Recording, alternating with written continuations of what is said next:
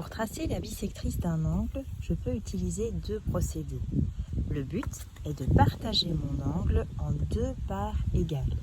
La bisectrice ainsi tracée sera également l'axe de symétrie de mon angle, puisque si je le plie sur cet axe, j'aurai deux parts égales. La première façon de faire, c'est à l'équerre Aristo ou comme ici, au compas. Je vais placer le sommet de mon angle à l'endroit qui est prévu pour cela. Je vais regarder l'ouverture de mon angle qui s'arrête à 60 degrés. Ensuite, il me reste à calculer. La moitié de 60, c'est 30. Je vais donc faire une marque à 30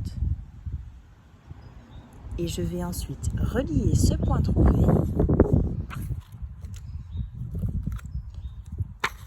avec le sommet de l'angle. J'ai donc tracé une demi-droite qui séparait mon angle en deux. Voici la bisectrice de mon angle. Ensuite, je peux utiliser également le compas. Pour cela, je dois utiliser la pointe sèche de mon compas et la placer sur le sommet de mon angle. Ensuite, je choisis un écart, peu importe lequel, tant que je ne le bouge pas une fois que je l'ai choisi.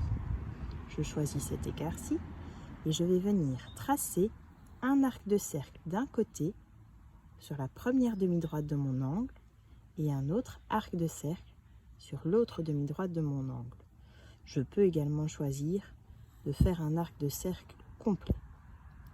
Une fois que j'ai fait cela, je repère que ma première demi-droite a un point d'intersection avec l'arc de cercle et la deuxième demi-droite a également un point d'intersection, un point commun, un point où se croisent les deux lignes.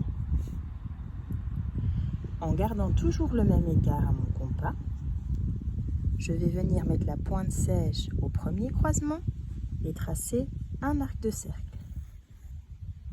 Je fais la même chose de l'autre côté.